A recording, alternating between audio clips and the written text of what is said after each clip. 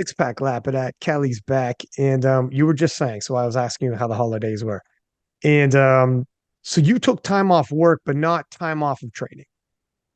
Yeah, exactly. So I just had a week and a half back in my hometown, catching up with everybody. To everybody who listens, I live in Stockholm, and my hometown is Falkenberg. It's like 5 hours from the capital. Mm. And yeah, I spend my most time like in Stockholm since I have work here, I train here, live here as well. So yeah, I rarely go home to my hometown, and when I do it, yeah, just trying to catch up with everybody. It's I went back to the hometown too, and then like to my brothers who lives in the greater Toronto area. And it is Mm. like I had time off work, but and it's good to recharge the batteries, but you legit forget what day it is. Oh, it's Wednesday. Like the weekend's coming up and everything kind of feels like the weekend. And it's like it's freaking Yeah, weird. everything's just a blur. It's weird, man. And then like first it's Christmas, Christmas Eve, and you're doing all this, and then it's New Year's, and like you've got, whatever different plans for that too. And it's I don't know, man. In between, for my job, I got some days where I still gotta work, but you're like, it's slow. You're working like 2 days of this week and like a couple days there, and you're like, what the hell? It is blurry, man. It is weird getting back to normal life.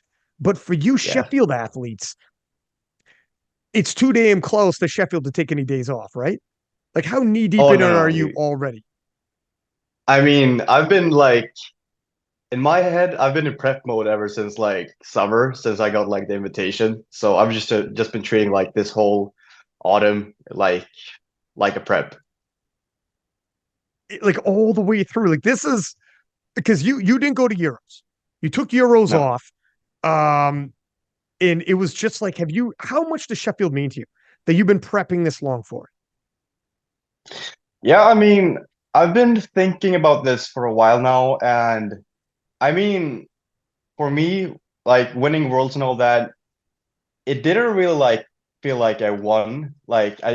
Of course, like I got the gold and all that, but it didn't really feel like I became a real world champion. Um, so for me, I mean, Sheffield for me is like proving that I belong up there. Um, so yeah, I mean, this means everything for me. I mean, this for me, this is the competition where I can show what I'm truly made of. when you say you don't feel like you became a world champion? Why would that be? Because you defeated Taylor Atwood Yeah. head to head at the Worlds. You showed up and you did your Mm. job. So But I why? want, sorry for interrupting you. No, go ahead. Go ahead. But I mean, yeah, of course I beat him, but I know that he came in with like an injury and all that. And there's been all these like top lifters like rising up now. You know, Austin hit his 851 something total. Kjell did 800. Um, and yeah, I mean, I think I just want to prove to people that I belong up there. And I mean, I don't really feel like. I mean, of course, yeah, a world championships gold is huge and all that, but I just want to prove to people that I really belong up there. I'm not just one. Like I don't want to feel like I just was lucky to win. I want to feel like I really deserve it, if that makes sense. Yeah. Yeah, no, I got you. Like here's the thing, there will always be doubters, naysayers, etc., right? No matter what. And a guy like Taylor is gonna have legions of people who are supporting him, and they're gonna point out why, he lost, but he could have done this, could have done that. But you'll have the Mm. same. You'll have the same, and there'll always be people talking. But on the flip side, it is also good, I get, where you could use it as motivation to rise and be like, Yeah. okay, here's the standard. Now, when you're watching Shell, for instance, raise that IPF world record at Euros to 800 kilos, Mm. is this what you expected? Are you thinking, were you like, you know what? I was on pace. I wanted to do over 800. That's fine. Or what was your impression when you saw that? Because this obviously directly impacts Sheffield. Oh yeah, yeah, definitely. I mean, I expected him to go like a little over 800 or like somewhere around there. because I knew his training was going good and all that, and I also knew that his focus switched from doing like both equipped and classic to like strictly doing classic. So I knew that his numbers would blow up. But if we just go back to, I mean, it's not really about what people have said. It's more sort of I want to reach greatness, and to me, 778 isn't like. I mean, it's really good, but it's not greatness. I mean, I Mm. want to be up there amongst those guys, like in terms of numbers. Um, so yeah, Well, let's okay. So before we go back to Euros and Shell and all that, what do you yeah. feel like? Do you have like goals then? Do you think consistently winning is how you do it?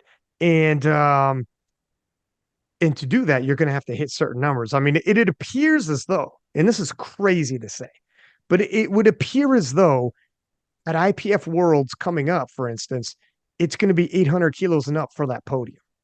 Oh yeah, definitely, That's crazy. definitely. Yeah. That's the podium, not winning. Say what now? That's the podium, not just winning.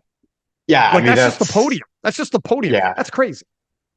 You know, It's gonna be so it's gonna be so tight. I mean, just this last year, it feels like the 74s has gone from like maybe there's like one or two like really good lifters to okay, now we're just like a bunch of them like and you really have to hit like at least 800 to probably podium, which is kind of insane. well, if I look at this, Herc, Shell, you, Tim, off the top of my head, and if Atwood and let's talk about we could talk about him as well, where he's starting to get confident with his post to talk about this is going to be comeback season and like so Mm, I don't know how the US sends if they send 174, 274s or what that or whatever. If Taylor comes in crazy full send at nationals. But anyways, one American, whether at least maybe two Americans, if we have 4 to 5 people, 4 to 5 capable of 800 now, which I believe yeah, of those, 3 of those people have already hit 800 now. Okay. Herc, mm, Shell, and Taylor. And yeah. then you and Tim, I think are capable of 800 and up. So honestly, at Worlds, you could get 800 kilos and not make the podium.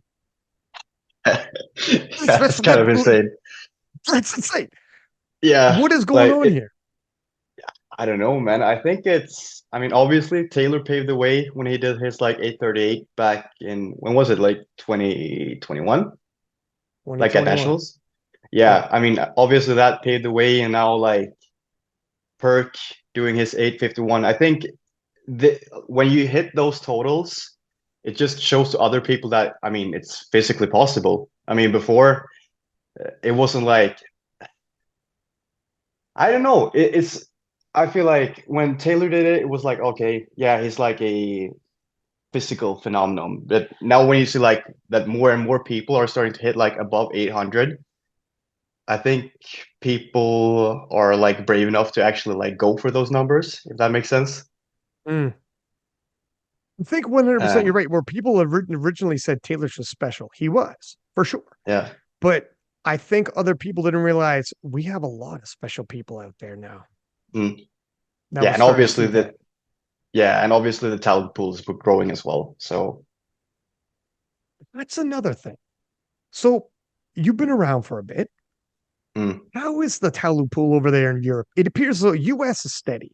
They're steady. But Europe seems to be exploding in terms of that talent pool. And the reach is getting bigger and bigger in terms of recruiting people. And you see mm, nations, the membership sizes are increasing. And then when the membership sizes increases, now you have more outliers to pull in. Whereas when the mm, membership sizes are smaller, the chances of finding an outlier in a smaller pool, it's difficult. You kind of gotta get lucky. We don't need luck anymore. The uh, nation European nations are growing exponentially. What do you attribute this to? What's going on in Europe? I think, I mean, I could all talk like for in Sweden, for example. when CrossFit came around, I mean, barbell training became super popular, and that sort of like opened up the eyes for people to like, do squat, bench, and deadlift. And I would probably attribute like the fitness trend, super trendy to like go to the gym and do strength training. Before it was like sort of taboo to like do powerlifting and all that, but now it feels like thanks to like um, I mean the fitness trend on social media, CrossFit, weightlifting, people get like open up their eyes for strength training, and then you're going to get like these talents to like find out what powerlifting is and start doing it. So I think that's like why we see these like talents rise up now. And do you, and this is, it's like a gift and a curse. You have more people watching, and you have a lot of people watching now. Eurosport, there's some other like there's more opportunities for media that's going to start coming in 2024, 2025, etc. This is only going to keep increasing. Mm. Eurosport was the first, and doors will keep opening in the sport, like in all different regions, and the sport is going to keep growing exponentially because you're going to reap the benefit of Eurosport watchers, of the Olympic Channel watchers, both the YouTube and the actual Olympic Channel and Sheffield, etc. It's just going to get bigger and bigger and bigger. So you get all Yeah. eyes on you, which is nice. Your platform grows, whatever avenues you want to do, it's all open for you. However, the flip side, you're going to have at some point, you got to be 800 kilos to be top 10, not just top three. We're looking at worlds potentially, if we have two American 74s, we could have five people at Worlds go 800. At least they're capable of it. Whether or not they can pull it off on that day, who knows? We know that. But that's insane. That's an insane ask. Yeah, I mean, imagine doing like 800 and coming fifth. Yeah, That's like that's insane to think about. And like in the 74s as well. It's like, it's insane, my yeah, dude. yeah, 800 coming in yeah. fifth, going home, be like, I got zero, I got no medals, no Mm, medals. And here's another thing: it is a World Games qualifying year. You got to get on that podium to qualify. yeah. So even that alone, and how big is that a motivator for you? Is that just too far away for you to wrap your head around? No, definitely that's like yeah, that's a huge goal of mine this year to qualify for the World Games. Um, yeah, I mean, I'd say obviously I want to retain my title as well as a world championship, like as a world champion, and yeah, we'll just see on the day if that's possible. But I'm coming in with like ambition of retaining it, and I want to get on the podium on Sheffield as well, doing 800 plus, and obviously, yeah, qualifying for World Games. When you seen what were you thinking? Because Tim's been posting talking about Sheffield. Tim's been posting some videos. A Yeah, 345 deadlift. Oh my God. It's yeah, pretty like crazy, man. What is going on with Tim right now? I don't know, man. It feels like his training has really been popping off. I haven't seen a lot of his bench, but man, that deadlift so crazy, and it didn't even look that hard either. I mean, it looked like he had maybe a 5 or 7.5 like extra in the tank. So yeah, that deadlift for a record is it's gonna be in danger. Danger. But like what are you anticipating in this battle with Tim? I mean, obviously Worlds, it's kind of a shame because Tim as a person is quiet, keeps to himself, doesn't do a lot of podcasts, if at all, doesn't do too much chatter on social media, posts some big lifts, but Mhm. even when showing up, he also defeated Taylor Atwood, but it's an also. It's like a note you say also. It's literally gets lost in the shuffle because you won. And you won in dramatic fashion. You won. Yeah. Everybody remembers the video of your celebration and how heartfelt it was in meeting, your friends and Joey on the sidelines. And it's different. They were chasing, like you closed the show. So when people think about worlds, and they think about when Taylor Atwood finally lost at a world championships, they think you. They don't think, no, but people have to think, no, but Tim also beat him. It has to be an Yeah, also I mean, mentioned it. and he beat him first. You beat him first. So What do you think it is? Why do you think Tim gets overlooked like that? I mean, I think what you said. He's not very like talkative on social media. And I mean, obviously, if you and obviously, I mean, since I won, people are going to get like more eyes on me as well. So I think it's might be because of that. I mean, doesn't talk too much about it. I mean, he posts clips and all that, but he doesn't really like talk about like like before competitions. Um, so that might be why. But I don't see anything like wrong in that. But that might be why people also not like looking over him, but not like paying as much attention to him, although we Mhm. did the same total. Yeah, you can get lost in a shuffle like that. Yeah. If you want to stay low pro, keep to yourself. Another thing with the advancement of the sport and how popular the sport is getting, if you like to an extent, because you guys are turning more and more into professional powerlifters, like professional athletes, there's money at stake now. Yeah. There's big Yeah. money meets. Companies are coming in and dropping a lot of, like Sheffield's, a lot of money on the line, not just for prize money, but you can imagine all the different teams they're doing, renting of the arena, blah, blah, blah. So there is going to be more of an expectation of people to give, do some media, help promote it, do your best, to Yeah. try to do this. And I'm sure as more money meets come about, and other companies might put on smaller money meets in Sheffield and try to, whatever, mimic the same type of deal, not as big as Sheffield, but etc.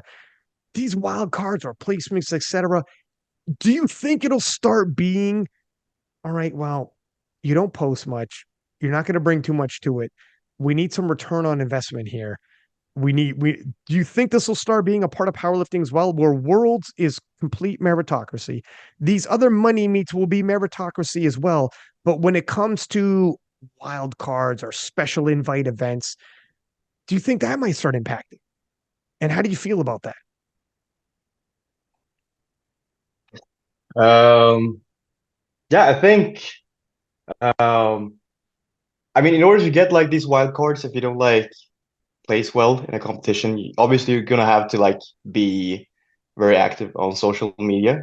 Um, and I think the more the sport grows, the more important it's gonna be to like have a personality on social media in order to like for fans to like connect with you and for you to like gather sponsors if you want to like live off doing powerlifting. Um, I think it's going to be hard to like live strictly off like, prize money from competitions. So being like active on social media is going to be like an important part. Well, if we look at it this way, we're talking about the 74s. Yeah. And it's not even if you do poorly and you're trying to get a wild card, but it's like, listen, you're good, you do 800. We got five Mm. 74s that did 800. We have like there could be in the future whatever money meet that comes along that's going to do whatever. Um, you could be like, we have five guys all hitting 800 and up, and you're all around the same. We're going to take who we know is going to give us sound bites, who's going to give us interviews, who's going to blow this up. This Yeah, this I could mean, be this. That's the professional side promotion. mm. Yeah, I mean, you need the storyline. That's what's going to make it interesting. If you don't have that storyline in before like a competition, it's not going to be as interesting to watch. And you really need those head-to-head battles in order to like, create some excitement amongst the fans. Yeah, yeah. I don't know. It'll be interesting to see. And powerlifting as a sport and powerlifters, I think will just meet the challenge and level up as the years go. I think they just get more and more accustomed to work because forever powerlifters would go to the world championships and they'd be good. It's fine. It's a total meritocracy. You just show up representing your nation, and the totals put you where you are. And even at the world championships now, we have post game interviews, pre interviews, like at the actual event. Even if you want to dodge all podcasts or whatever and stay relatively silent on social media and just want to be in the background. If you do well, you're getting pulled aside by like the media there at Worlds now. At Worlds now. Yeah. So even that's not necessarily an avenue where you could be out of the limelight. But for years, people were saying, like, wouldn't it be nice if we were like all these other professional sports? And we're starting to see a glimpse of that. And part of having that is also leveling up and being like, okay, I have some obligations myself to help push us forward like this, Oh yeah, to go from definitely. amateur to professional. Yeah. I mean, if you want the sport to grow and you're like a high level lifter, I think uh, you have to like have a social media presence if you want to like contribute to like growing the sport and be an example for what it means to be like a high level lifter, both in terms of Mhm. like physical and also like what you stand for in life. Just to, inspire people, if that makes sense. At the very least, you gotta be available and willing to help Mm. because it's gonna take a team. And what has it been like for you? Because it's so crazy. Your I mean, the difference between your 2022 and your 2023 is insane. I Yeah. mean, I remember when you won juniors, and that was great. But the difference between winning juniors and winning open is insane. Mm. It Oh, yeah, definitely. I mean, your what is your second half of 2023? What was that like compared to your first half of 2023? I mean, the first half I was sort of like in the dark. Nobody really like counted on me winning and all that. And I mean, after the win and all that, there's been so many like business opportunities. All the way, obviously, my amount of followers has increased dramatically on social media. Um, I have a lot of people looking up to me now, uh, which is very cool. I have a lot of people like messaging me like almost on a daily basis, Wow. telling me that I inspire them and all that. And to me, that's like that is what it's all about for me. I mean, winning world championships and all that is obviously super cool for my own sake. But I mean, when you get to impact other people and inspire them to become better, that's what like true greatness is for me.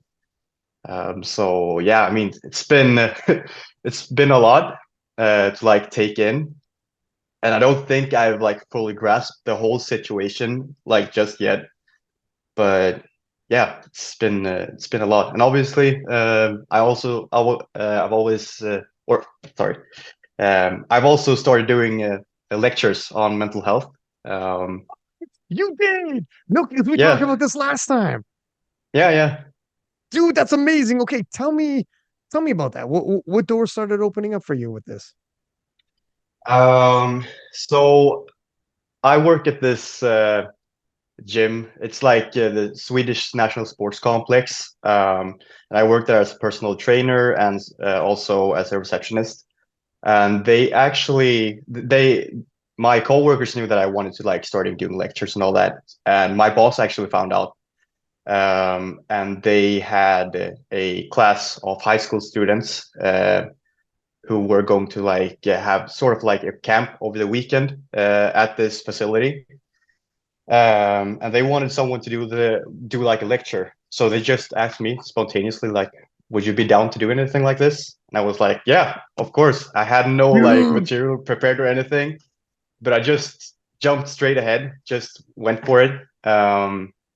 But then I had this coworker who worked with me in the reception. Her friend actually works part-time as a lecturer herself, and she has a ton of like experience and all that. Her name is Anna Sunderborn. Um, and yeah, so she found out that I wanted to like start doing lectures and all that, and she decided to become my mentor for this. So me and her worked like together all autumn. Unfortunately, this first lecture got canceled, but then I got booked in by the Swedish Powerlifting Federation to do one for like a youth camp in my district. So I actually did my first lecture December 10th, I think. Yeah, in front of a group of youth powerlifters. So dude, that so okay, was that's amazing. First off, like here's something that I did because when I was on a reality TV show and I was like raising money for cancer camp for kids and visiting sick kids hospitals, doing like feats of strength. like mm, pulling school buses, pulling planes, flipping cars, doing crazy stuff, man. And I was on a reality TV show, so they knew me in the mainstream. Powerlifting was way less popular, like 20 at 11 and blah blah blah. But mm, this was on reality TV, so I would show up to schools and they would know who I was. And so then when I gave the lecture, it impacts. But I would use like a story and show a video of me doing something like on Canada's Got Talent or America's Got Talent or the Guinness World Record show because I did that. So I'd bring mm, visuals of the videos and then talk, but I would also talk about other people. Like I would talk about a story about someone I knew or a famous person. I'm gonna go, let me tell you about a guy named Evander Holyfield. And I'd be like, mm, when I grew up, Evander Holyfield was the, and I would say, and I would give the story and then have a moral of the story and mm, then give and then or if I use a story of myself, I would have moral that story, and I would use 3 or 4 stories with the moral of those stories with videos, pictures. So I take a break, we watch a video, come back, and like blah blah blah, talk about it, and then the overall overarching moral of these stories gave what my presentation was, mm, and so this is how I like formulated it, and even with adults, I found putting in some more than just me talking helped. It broke it up and gave a little more. Like I could tell you what it was like for me to watch Evander Holyfield when I was a kid lose his title. mm. And you know what? Let me tell you the story. Have I told you Evander Holyfield's story? No, you haven't. All right, dog. Let me just tell you the story right now. Yeah. So this taught me a lot about winning and losing, what being a champion really is. Holy shit, this really rings true to what you said earlier about yourself. But let's talk about this. So when I was a kid, Evander Holyfield was like he was like everything to me. Okay, he had the heart of a lion, and I remember there was Mike Tyson forever when I was a kid. Mike Tyson lost to Buster Douglas because he showed up way out of shape, didn't train properly, was partying, the whole nine, and then he lost his title to Buster Douglas in a massive upset no one seen coming. Evander Holyfield was the number one contender. Buster Douglas is literally the tune-up fight for Tyson to get ready for Holyfield. Just a tune-up. Now let me go to Japan, make $5 million, easy peasy, beat up this guy named Buster Douglas. I'm not even. I'm looking past this guy because I got the Holyfield fight coming down the road. Holyfield's waiting. He's waiting, and when you're a contender, you have to wait. The champion dictates. You don't dictate.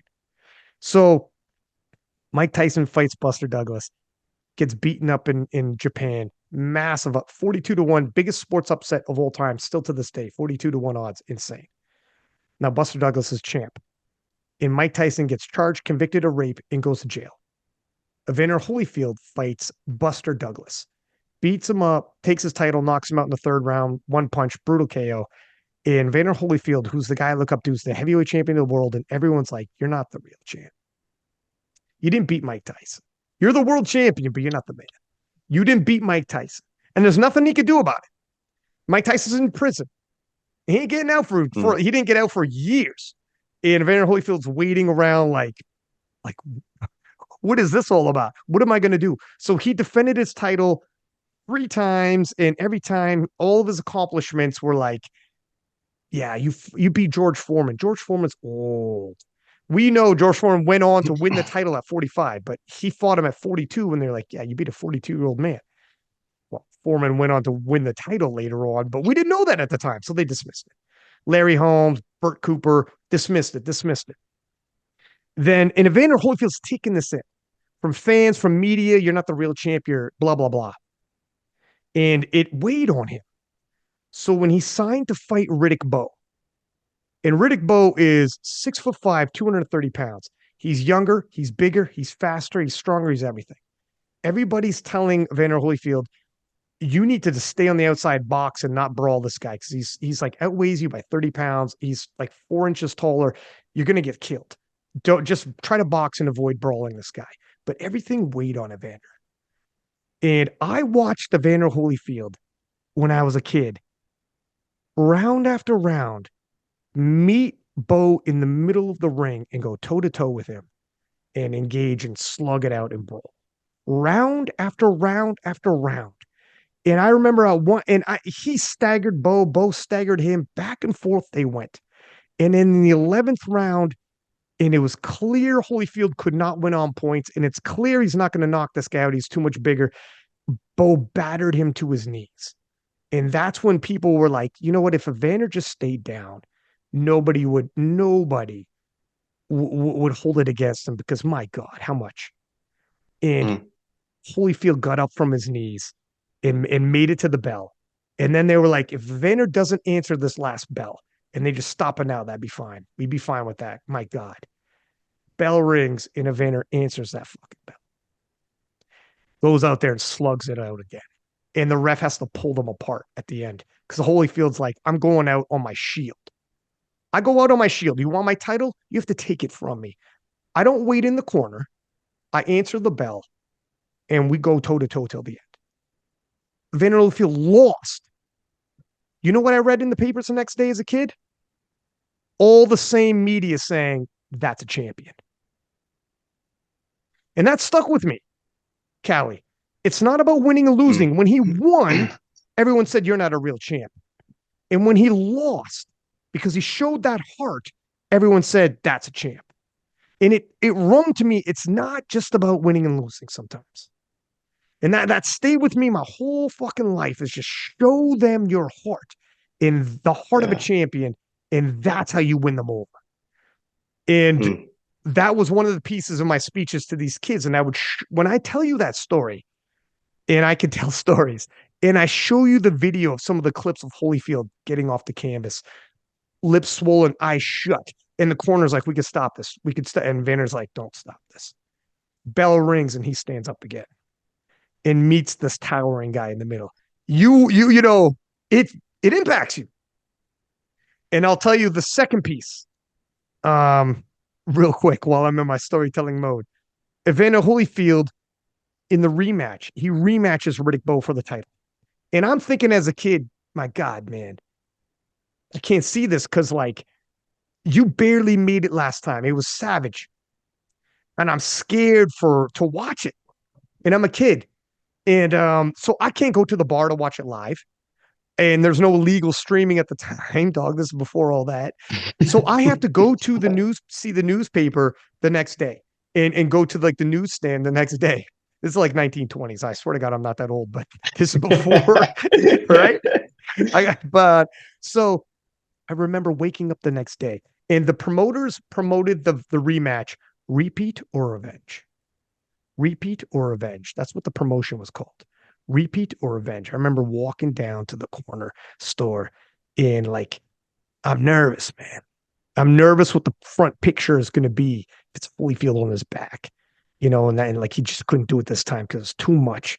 You know, he barely made it the first time. Repeat or revenge. And I open up the door and I'm walking over the newsstand and I swear to God, I could still feel it today where I'm like, I felt it where I was afraid to look, but I had to look. You know, you're afraid to see, but you're like, I got to see, I got to know. And I remember grabbing the newspaper and on the front page of the newspaper, it said, revenge. And I was like,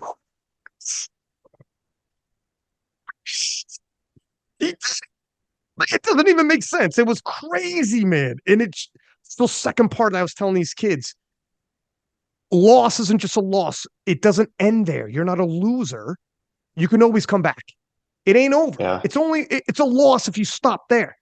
It's not a loss if you don't stop there. You can always come back, make adjustments. It doesn't matter. So it totally changed the way I look at winning and losing. A champ, not a champ. You know, when you say, so that going back to what you said earlier, I don't feel like I'm the champ, whatever. It's okay if that motivates you, but dog, you're a champ. Yes, you are. You got the heart of a lion. I seen it. I seen you down when Atwood needed it, Tim needed it, and there was misses to take that title, but you hit when others missed. You hit, and that's what a champion does, and you lock it out, and you clinch the title and celebrate, and everybody can't believe it. And you rose to the occasion when you were a severe underdog, and everyone's looking at you like, man, 754? He ain't going to do it. I remember being in group chats and people looking at your total being like, how does the math, he's not going to win. And look at you now. It's just these takeaways. It's yeah. So anyways, I know I threw a lot at you there, but I love that you're doing lectures, and I too like doing lectures like that. And like and it just happened to work out with everything you had said earlier.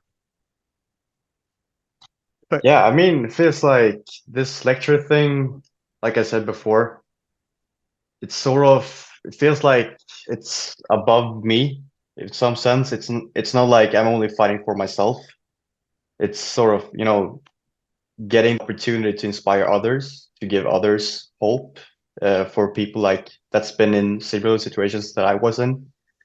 Um, and to me, that's what being a true champion is all about, using your name and what you've accomplished to inspire others, not only yourself.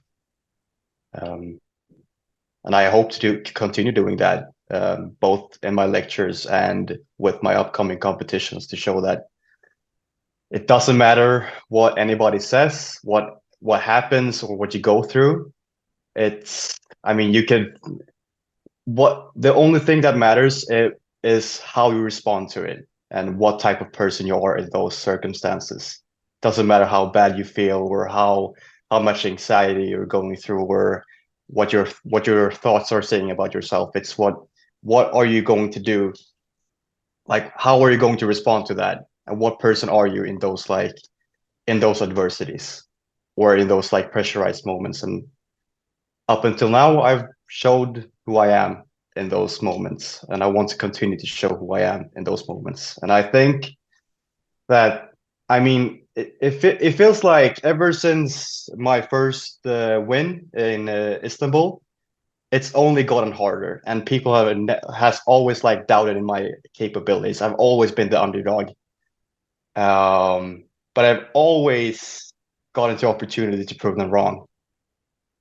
So when I say that, I don't really feel when people say like, I didn't really win or anything like that, it's sort of okay, I'm just going to keep showing them like proving them wrong. I'm going to show them how great I am. Um, so yeah, now I lost my train of thought, but yeah.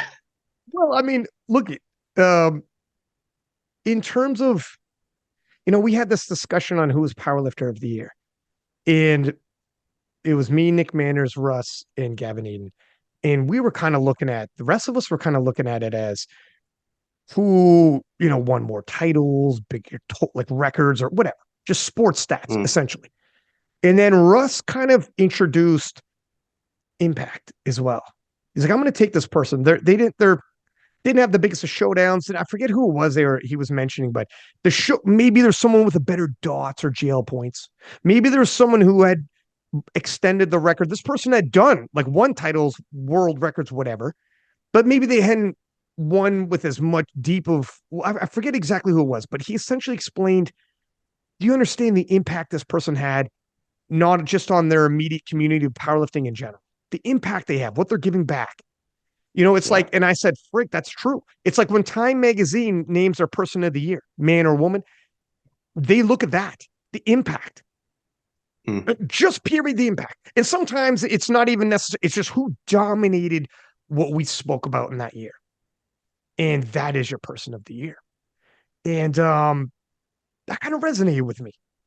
Like I'm a huge Muhammad Ali guy, and he was on hiatus for 4 years due to politics in boxing.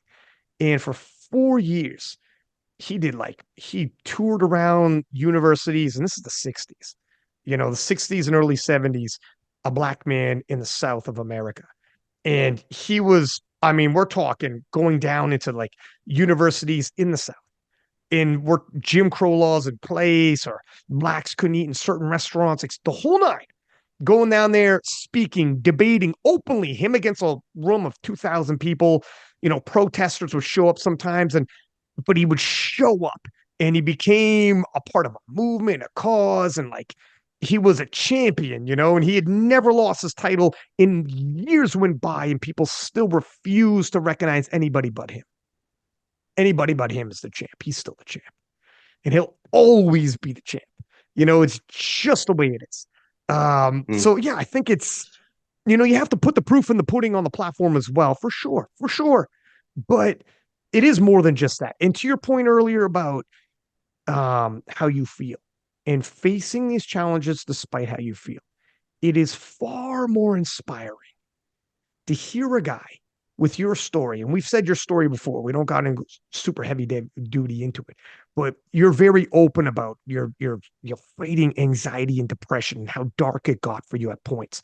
And this is Mm, going to be a battle, but you fight it and face it and overcome it in the biggest of platforms, literally and figuratively on the platform, with on millions of people on Eurosport, all these people watching, and you lay it on the line and you come through like that.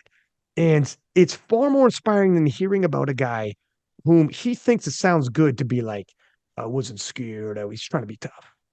It's like, no, man, that's just unrelatable. And there's no bravery if you weren't scared. Anyone can do something when you're not scared. Of yeah. course. Oh, of course, because you weren't scared. So, of course, you did it. But if you're frightened, you feel the anxiety, you feel the pressure, you feel all of that, and everything in your background would be like, you could fall to pieces. It's okay. Like Evander Holyfield. And you say, nah, I'm going to answer that bell. That's where people walk away from your story and be like, fuck yeah. You know? Yeah, yeah, I agree. I mean, I think true courage is it isn't about, doing great things without being like and not being scared about it, like you said. It's about, despite being scared, despite having all those thoughts telling you that, you can't do it, you're worthless, you're this, you're that, and you keep going despite it, having those thoughts, those like feelings of anxiety and depression, just to prove to yourself that you're not that, you're stronger than that. There's no such thing as bravery and courage without fear. There's no such thing. No. It's not a courageous act if you weren't afraid. The hero Mike Tyson talks about, Customato used to tell him when he was young, because he was raised by Customato to be a champion from like 12, 13. Cus was saying, you're going to be a champion of the world, and put all this pressure on him. And he would have like full blown anxiety attacks in the locker room sometimes. He'd be 15 years old about to go out there fighting guys 20. But the belief they had in Mike was insane. But he was still young. He's felt it. And he'd have these anxiety attacks and he would confide in Cuss. Like he'd have breakdowns with Cuss. I don't think I'm that guy. I'm going to let everybody down. I feel I'm not the hero because I feel I'm afraid. I'm not a hero like people think. I'm not a monster like people think. I actually feel this fear and anxiety. And Cuss goes, you're not a hero? He goes, let me tell you something. The difference between the coward who hides behind, in that foxhole and the hero who jumps over the out of the foxhole and fights, they both feel the exact same thing. They both feel fear, but the hero mastered his fear and faced it anyways. So don't tell me you're not a hero because you feel that. You're a hero because you felt it and you jumped out of that foxhole and fought. So it doesn't matter how you feel. Master your fear and keep showing up. And Mike's like, okay, trust it. He's like, you are that guy. You are who you say you are. Don't worry about it. And you get like imposter syndrome's real. It happens every now and then. You're like, fuck me, Yeah. this guy. Like how have you dealt with that? Do you feel pressure? Like, fuck me, I'm talking to kids. I'm talking to kids, youth. Like, do Oh you feel that yeah, as well? for sure. I mean, I'm not the best. I'm not the most talkative guy, or not like that's not something that's come natural to me to like speak in front of people. But I do know that I have an inspiring like story, and it's very relatable because I know that what I've gone through and I what I go through. I mean, it's not too uncommon, there's not, but there's not like enough people that's like open enough to talk about it. So I feel like I have a responsibility now that I have like, I've done great things in my sport, to show to people that, while although I'm a like great athlete, I still go through things, and it's through those things that, make me who I am. It's the hardships that, create me. It's not something that you should shy away from. I say you should welcome it, let it mold you, let it like show you who you truly are in the hardest of moments. You But yeah, I mean, uh, yeah, it's talking in front of people has not like it's not easy for me. I'm always super nervous when I do these podcasts, but I feel like I have a responsibility to like at least try to inspire people because yeah, I know people need it. dude, I mean, first off, you're great on the podcast, so don't worry about it. But it doesn't mean I know Thanks. what you mean. Sometimes even if you're great on podcasts, you still might be nervous. That's natural. That's fine. At least you Mm, know though, every time you do it and you're like, wow, that was a good conversation. We really went places. You know people are gonna hear mm. this and be like, wow, I like this discussion. So you just remind yourself afterwards or before the next one.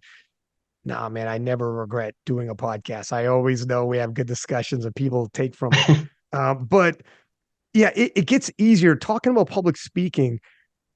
They did a study one time, and I mean, they did a study with CEOs, presidents of massive organizations, general people, every massive wide study about what people are fearful of the most. And on it listed was like everything you can, like a comprehensive list. Okay.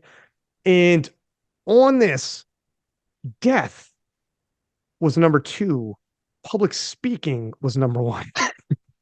Okay. So, Yeah, I I mean, get not that. necessarily I prefer to die than public speak. It's not necessarily saying that, but it is just shows you, some people are at peace with what's we're all gonna die, but some people will avoid Yeah. like hell public speaking.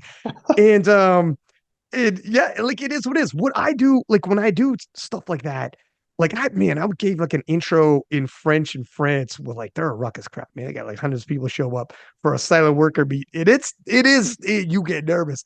But when you feel that, I tell myself like, ooh, when you feel the butterflies or whatever, when you feel that because you're public speaking, that's because you're in a moment.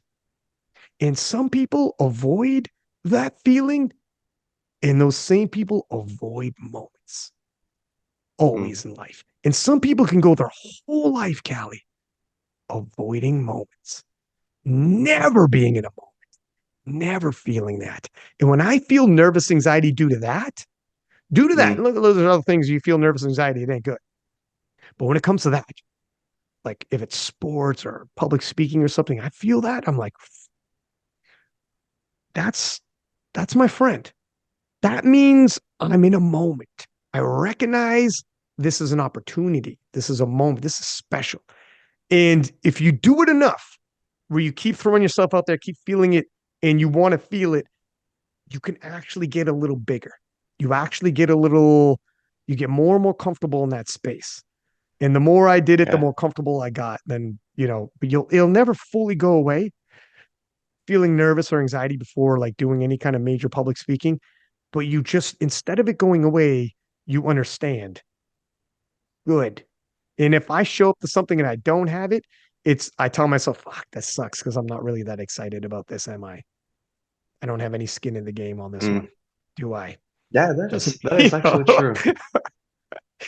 That is very true. right? I mean, yeah, because I mean, in before like every big competition that I do, I always have this, I call it prep brain, you know, I feel like very nervous in before and it sort of really like taxes me mentally. But I also know that, you know, when I go through these like hard moments or hard periods, that is where I really like get to work on my character. And I could either choose to like give up, I could cancel the meet or just not do it, or I could just, you know, keep going despite it being super hard, um, and just mold my character to be even stronger than it was before. It's exactly the way you have to embrace it. It's an Yeah, opportunity. Some people never get yeah, these opportunities. They read about them. They see videos about them. They picture it when they're in the shower. They picture themselves in these moments that it'll never come. You're lucky. You're among the lucky ones, my man. I mean, it's not all luck. Obviously, you did yeah. a lot of hard work for it, but yeah, for It's a sure. And privilege. It's a true privilege. that's it, Yeah. dog. That's the perfect word for it. You know what? Russell said that one time in a post, and it made a whole lot of sense to me. He said, "This type of pressure is a privilege." Yeah, for And sure. that's it. Russ has got to wait for words sometimes. He doesn't use too many of them. he just puts like one sentence in one of his captions. And he was like about to defend his title for like, I mean, how many years now has Russ been the number 183? And for the umpteenth time, when it's like, don't you have a lot of pressure to remain number one, to keep your title, to do all this, that, and the other? Like, doesn't it get to you? All these guys are coming after you. And Russ, just one picture of him doing whatever. And the caption's just like, this type of pressure is a privilege. And that's a good way of looking at Yeah. it. Because people actually care what I'm doing. The Mm, worst will be going through your day-to-day life and nobody cares what you're doing. Nobody cares. And the, you yeah. know, Yeah, I mean, I've always had this like yeah, I've always been scared ever since I was like little, about me being super old, lying on my deathbed, looking back at my life and thinking, man, I really regret that I didn't do that. Or what did I actually do with my life? Did I really do anything like meaningful? Um, and that, I mean, I think about that a lot. What am I actually doing? And I I feel like, it's I'd rather I'd rather go through that fear of, maybe messing up, being nervous even like in before like a big thing, maybe a lecture or a powerlifting meet, than, looking back at my life and be like, damn, I didn't do anything. no doubt in my mind, more people when they're old look back have more regrets on the things they didn't do. Regret hurts way more than failure. As a matter of fact, when Yeah. you look back in life, when you actually look back in life, you're young. You got a lot more life to live. But you look back and your failures actually don't haunt you like you think they would. Only in the moment, but then you have all these other successes and things grow. And then you look back and like, yeah, I really don't care about that anymore. Like you just move on. Like you had so much other life. But one thing that stays with you is the would have, could have, should have. Yeah. When you're like, damn it, man, I missed that window, didn't I? You look back and like, I can't get that back. It is what it is now. That is way harder to deal with. And I like the fact that like, you were making hay when the sun shines. I don't know if you guys use that reference in Sweden, but like you won the world title and you were guaranteed you're the world champion for a year. That's it. Yeah. That's yours right now. And you're on it. You're doing public speaking. Your social media content's phenomenal. You're Thank you. going to Sheffield and you're doing a great job, dude. You're going to Sheffield. You were talking about your story before Worlds, after Worlds. You're putting yourself out there and you're in the moment and embracing it, even if it's not entirely comfortable at times. And then when you do that during this year, that's guaranteed yours. Moving forward, it doesn't matter. Everyone follows you. Everyone goes with you. You're still doing like, Vander Holyfield to this day endorses things and the guy's way in his 60s and he's fine. Mm. Like, so, but you gotta use it.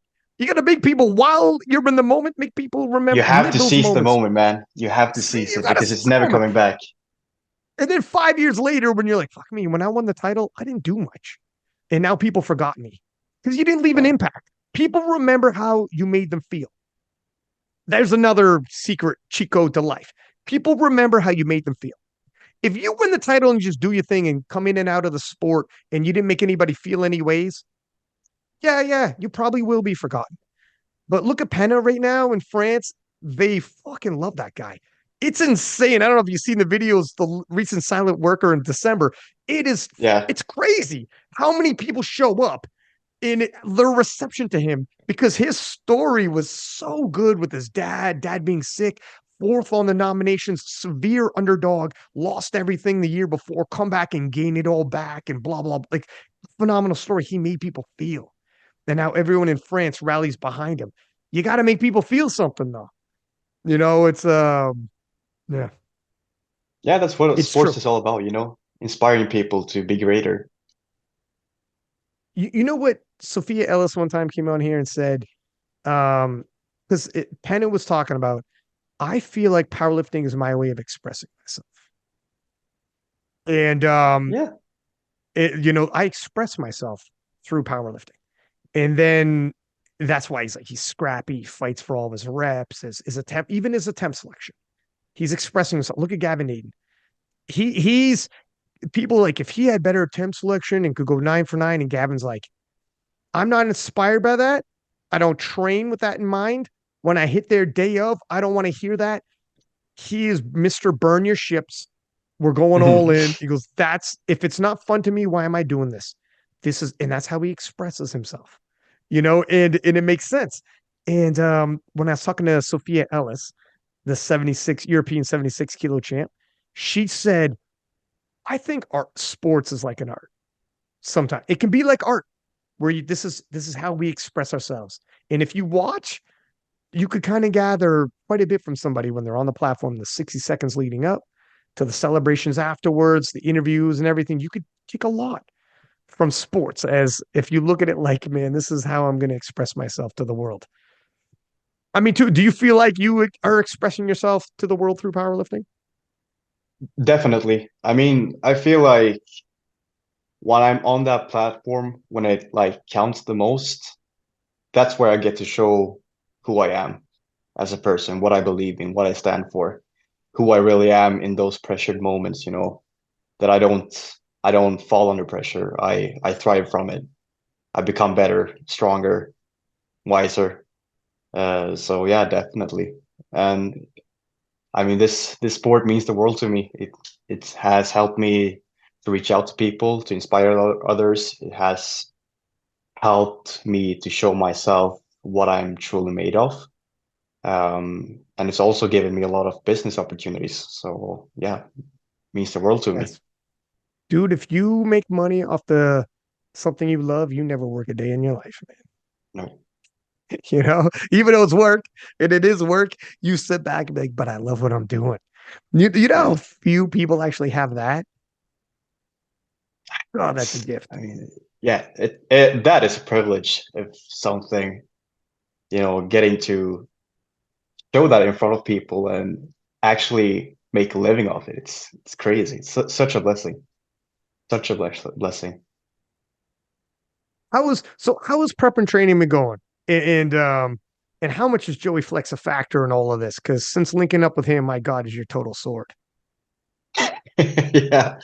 Yeah, I mean, training's been going great. I mean, everything's been dialed in. I've been going on like a nutrition regimen ever since last summer. So I've been working together with Paige like consistently, which this is like the first time in before competition that I've actually had like a long period of, working together with the dietitian. Before it's only been like maybe like 8 weeks out or something like that, just to like trim off the last kilo and do a water cut. But this time, I decided that, you know what, I don't want to leave like anything to chance.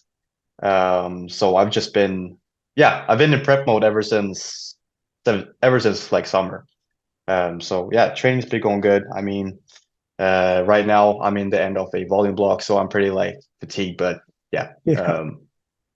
Um, but I mean, I've been hitting great PRs. I think for next block we're going to see like some great numbers showing up when we like let go of the volume and all that. But yeah, everything's in a great spot, in a good spot mentally as well. I think I've never felt this confident in myself in before a competition before. I mean, I still feel very like nervous and all that, of course, but for each competition, I believe in myself more and more, which helps a lot. Um, but yeah, it feels like I'm in a great spot. Does it help, like, in terms of dealing with this? Having won the world championship, that already happened. No matter what happens Mm, moving forward, nobody can take that from you. So mm, you already are a success. If you never again do anything in powerlifting, you've already become a world champion. And you yeah, could, God knows what you could do with that. From here on yeah. out, the lectures, the seminars, the everything, it's yours. Um, do you think it alleviates pressure like that, or do you think it adds it, or do you think it's waves that come and go? Sometimes you feel more pressure, other times you're like, hey, relax. I'm the champ still. I'd say that it adds pressure because now that I won it, I want to do it again. I mean, I think it's only going to get harder from here. But yeah, I mean, I know people are like people want what I have right now, and I'm not ready to like let that go. So yeah, obviously it adds more pressure, but I mean, pressure creates diamonds. What do they say? Right. So yeah, um, I'm just going to take that pressure as a privilege because I mean, I have something that they don't, and I'm going to make sure that I retain it.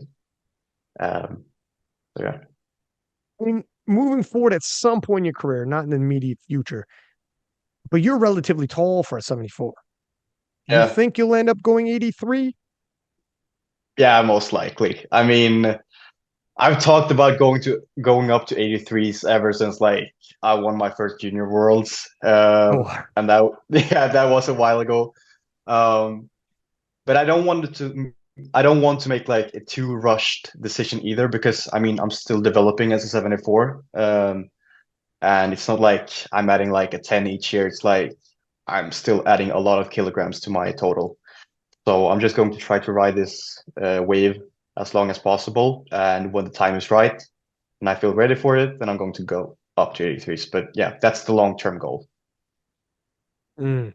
I mean, yeah, for sure. You get to eat into it the whole nine, but like you said, there's a lot of work to be done at 74, possible world games as well. Obviously, you Mm. got Sheffield, the world championships. There's a lot of stuff to do.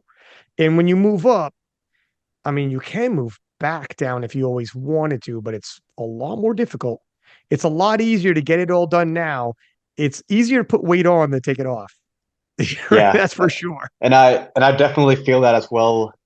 I mean, when I've gone like off diet, and that's not me like going too crazy, but just eating as much as I feel like my body needs, my weight instantly like goes up to like 79, 80-ish. So yeah, my body wants to go up to 83, but I still have unfinished business in 74s. Right. You hear the 74 is calling. I mean, it's, yeah, it's, you got, how old are you again now? I'm 23, so this is my first year as a open lifter. Okay. Holy shit. So Yeah, there it is. You think about Taylor winning world titles at 33. Who knows? Like by the time you're 33, some of the people that are even around now won't even be around then. You yeah, know, when we try to foresee the future and we're like, well, how does this happen if this guy's an 83 now, that guy's a 74 now, and then I move in? You can't foresee the future. By the time you're 28, in 5 years, shake it up, shake the dice up and throw it on the table because this is entirely new. I'm like, mm, I've seen what 5 years ago was, and it's totally different than 5 years later. Things turn over in weird ways. People leave, people move up, people move down. It's you can't call it. So I think you're doing the right thing. Don't base any decisions too far ahead. Just stay in the pocket and do everything you can now as a 74 while you can. yeah, And when that door closes, again, you look back with no regrets and be like, okay, I saw that through. I squeezed everything I could from that. Then I got everything out of that. Now we can move forward and see what's going on. yeah. Because again, I don't want to look back and think, what if? I want to make sure that I've done everything and then move on. Have you thought about in terms of doing the public speaking, have you thought about like going out and seeking out like going to schools, going to your high school, going to everything from shelters to there's you can seek out organizations. Now you want to keep working and refining on your presentation, adding Mm, elements to your presentation, adding elements to your mm, storytelling. And you're just going to naturally get better and better the more you do it. mm, And holding a couple of the key things is holding a moment and getting comfortable on it.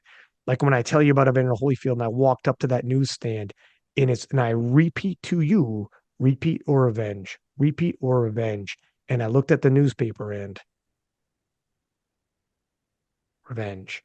You hold it and the storytelling of it, understanding when to beat, understanding the key mm. points you want to drag home because you know the punchline of it is going to be revenge. So you say repeat or revenge over and over. You hold before the reveal blow, things like that. You'll get more and more and more to all of your storytelling, and you got to do you. You're not going to do six pack Lapadat telling you a story. You're going to be Calle, but the more you do it, man, you just get more and more fine tuned, and you get, it's you do it 5, 6, 7, 8 times. My God, man, you'll be out there ripping and rolling, and it's. Have you thought about seeking out and looking for more opportunities? Yeah, I actually have one booked in right now. So I actually found I got to know this lady through the gym. We work out at the same place, and she actually does public speaking full time. Oh, And then she got to know about my story and all that, and she wanted me to join one of her public speaking. So I'm actually going to collab with her this upcoming spring, and we're going to do something for Hyundai here in Sweden. dude, that's Uh, amazing, man. yeah, Whoa, that's a so that's huge pretty big. brand too. Or that's real. Yeah, it's really big. So I'm super thankful for getting to know her. And then I'm also planning on doing a public speaking, um, like 1 hour from Stockholm at a high school. And obviously, a Perfect. big goal of mine is going back to my old high school. Just Yeah, going got to, back man. to where it all started. Yeah, Dude, you got to, and you bring your medal. Everyone, when you win a gold medal or world championships, Olympics, whatever, you always go back to your old high school and talk yeah, and give it. And let me yeah, tell you right now, in terms of like sometimes you'll tell yourself, like, will people care? When I show up, will people care? I'm telling you, 100% you got a story. And 100%, yes, they will care. And 100%, if you lay down who you were facing at Worlds, the greatest of all time, and lay down all of that, and then say, this was the pull for it all. They told me this wins it or loses it all. And then you just play that video and let them see that. And then you come on back on. I guarantee you they pop. I yeah, guarantee you it pops. You got to let them see it though. Words can't even describe. Mix in video and audio and whatever. Mix it in. yeah. I actually had the three white lights video at the end of my presentation because I want to like mix like my upbringing with mental health and all that, and how I became who I am today, and Nice. what all led up to the World Championship win. Um, so yeah, but yeah, I definitely have more to like work on in terms of timing, being comfortable in front of people and talking. But I guess that just comes with experience, and yeah, I also have one like Anna who coaches me through this, which is super helpful. Not doing this like Mm, all on my own. But yeah, I mean, I try to view this public speaking thing the same way I view my powerlifting career. I mean, I really want to be great at this, and I really want to impact people. And this was sort of like my first competition, just like to get the that's right. feet wet and all that, just to fill it out. And yeah, just going to be better from here. Only And by doing it over and over do you get like realizing when you have them. You're telling a story and they're listening. You're like, oh, I got them right now. And then you start thinking afterwards, what if I add this element? What if I add that to spice it up? What if when I have them, how do I get the pop at the end, the payoff at the end? For yeah, jokes, it's the punchline. For storytelling, you need the moral of the story payoff, like the climax of the story and the moral from it. The climax of the story, and then what's the takeaway from it?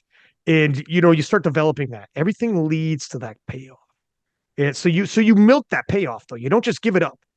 You got no, to milk it and hold it and be like, I'm going to build, build, build. And I'm going to boom, pause a second, let everybody, I got you. I love when I'm public speaking and before I give the payoff, I walk and I look the room and they're all looking at me.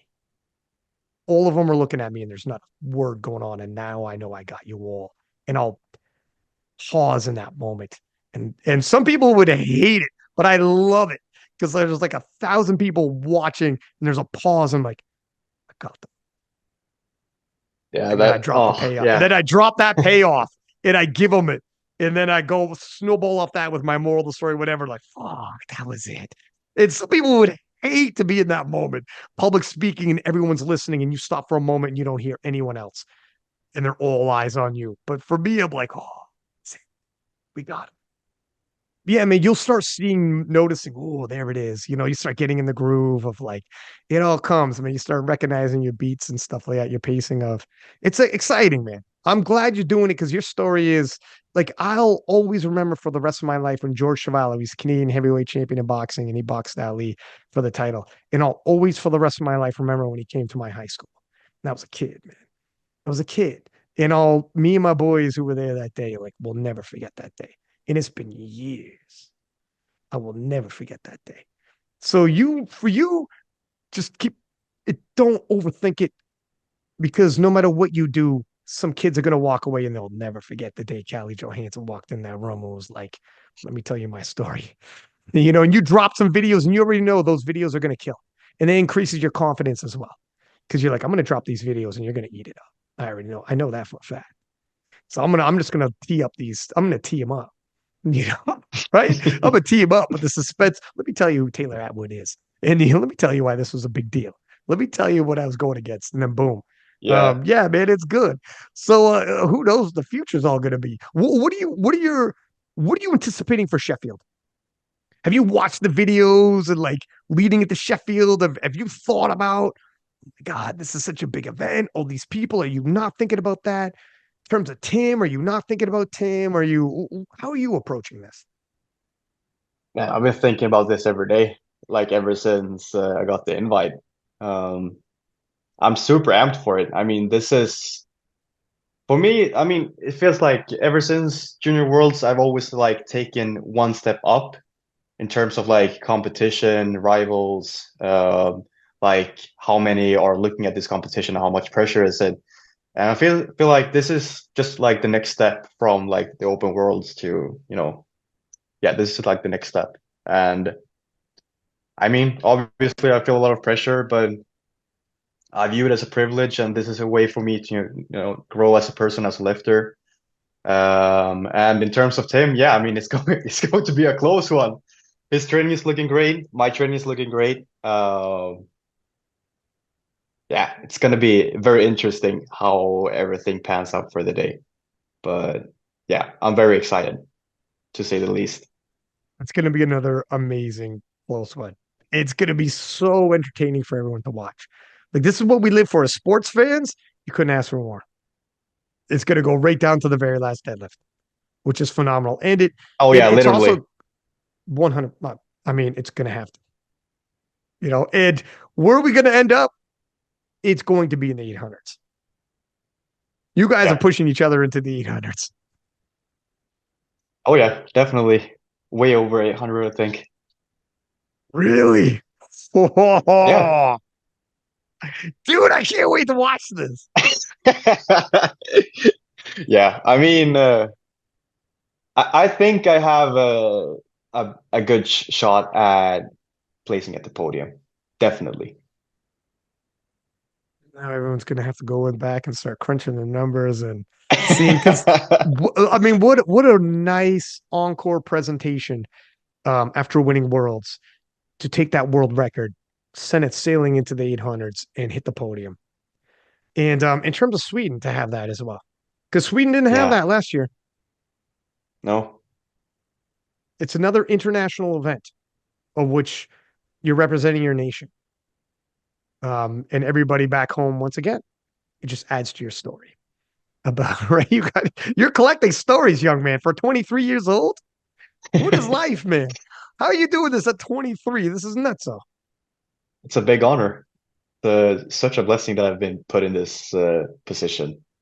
And it's all happened so fast as well. It's actually hard to believe. I mean, just like in 2021, I just like, no, wait, yeah, 2022 was just like the first time I won an international meet, and now all this has happened. Um, yeah, I mean, I'm so blessed to be where I'm at, and obviously, I mean, it's a big deal, and there's a lot of pressure coming into that, but you should just welcome it and view it as a blessing because I mean, there's not a lot of people who get to experience this. it's a gift, man. It's a Yeah, gift. I remember um, Khabib was talking about like interviews in all the different media, and Khabib was talking to this up and coming fighter, Islam Makachev, who's now champ. At the time, he yeah, wasn't yeah. champ. He was on his web. You might have seen this video. It's like popular now, but Islam was behind the scenes footage, and Islam was cutting weight for a fight. So he's like tired, he's grumpy. And another reporter wanted to do an interview with him. And Khabib's like, you got to do this. And Islam's like, I don't know if I want to do another one, man. I'm not in a good mood. It's fight week. It's blah, blah, blah. And like, I just don't, I'm getting sick of doing these. And Khabib looks to him and says, no problem. You don't want to do interviews no more? You don't want the spotlight? You don't want these obligations no more? No problem. Just lose. Go home to Dagestan. No one will Mm. ask you for interviews. Just lose. No one will ask you for interviews ever again. No one will care. No problem. Very simple. Very, very simple. And it kind of put into light like, it's a privilege, my friend. You're winning. That's why they want to talk to you. That's why they Yeah. want to talk to you. You're winning now. No problem. No problem. Lose. See how you feel. No one will care what you're doing. You'll beg for an interview and they'll be like, why? Why would we do this? Who are you? What's going on? People care. People care. It's look, change the way you look at it. And then Islam was like, all right, I'll do the fucking interview. It's like, all right, now that you made me feel like a fucking pussy, I'll do the goddamn interview. Khabib's good Yeah. with it. He ain't taking, he's not taking no grief. But yeah, it's been quite a ride, man. And for you, it's like a rocket ship is strapped to you and take Oh you yeah, off. yeah. Like literally, man, I can't believe it. Do you have like people you talk to about all this? You talk to Joey about this or people in your inner circle when all this is popping off? Yeah, I mean, I've obviously talked about it with my like close friends and all that. But I mean, yeah, it's a lot of happened, but I'm still the same guy. I just try to stay like as grounded as possible because I mean, this isn't, I don't know if you could say, but this isn't like mine, if you could say it like that. I mean, this is a gift. This is not something that I could just take for granted. Um, so yeah, I'm just trying to be like as thankful as possible every time someone messages me, every time someone wants to do an interview with me. I mean, it's a privilege and it's not going to be like this forever. So you just gotta like soak it all in, enjoy it as much as possible. You mean you're not going to be like Russell Orr? He's showing up the weigh-ins with a fur coat. Dude, I would die. I would die if you did. That No, would be that's not me, man. amazing. If I you mean, show up in it's Sheffield, if you show up in Sheffield, the suit, fur coat, and the whole time, like, oh my God, what happened to Calle? He won the world title and he changed. Show up in a limo. yeah. I mean, it's great that we have people like that in sport because we need personalities. But yeah, that's not me. I just want to be. I mean, that's something that my dad has really talked much about to me when I grew up. Like, always be humble, because I mean, you never know what's gonna happen. Just do you, and everything else is gonna like sort itself out. It's when you pretend to like be somebody who you're not, that's where the real trouble is going to be. So yeah, I'm just trying to stay as real to myself as I possibly can. Stay humble, stay thankful. Uh, yeah, I mean, it makes it easier to enjoy everything as well because you know that it's That's not true. going to last forever. So you really want to like reap the fruits. Yeah, I 100% agree. I think there's definitely a place, like everyone already knows. I love Russ and what he's doing, but I also think it'd be too much if it was Russ. It's too much. Yeah, Everyone's be yourself. Just be yourself. And 100%. it would be exhausting if you weren't naturally like Russ. Like for Russ, he just loves it. Yeah, It's not exactly. You difficult. could see that It's it's genuine, you know? genuine. Whereas it would be exhausting to try to be someone you're not. You Mm. know, just do yeah. Just do your thing. There's a place for everybody. Trust me. You just got to make yourself available out there and seek opportunities and you'll find your people. Look at you, man. Your social media is blowing up. Like in the last year, it's crazy how many eyeballs are on you. And you've seen the metrics on what happens after Sheffield.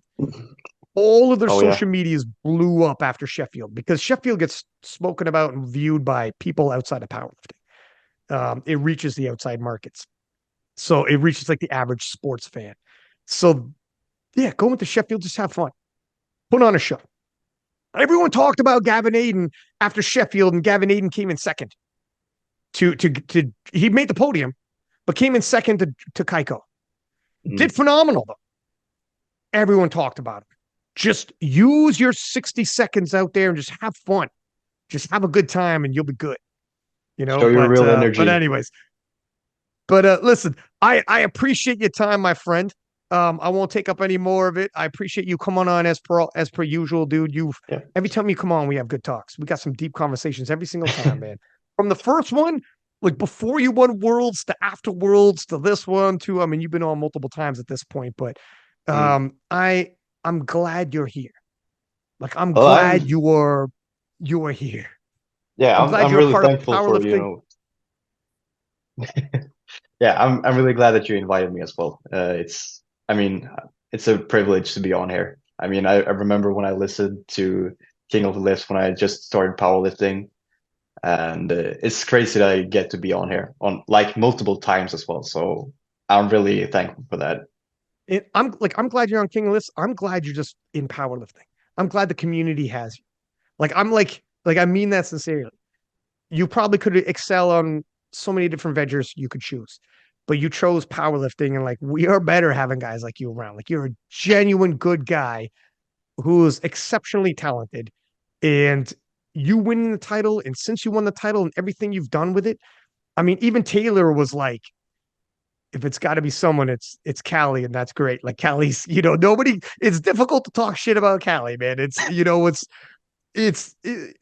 I'm glad you're doing what you're doing, and I think you're doing a lot Thank of you. good, and a lot of people are happy you're around, and you are for sure making your impact.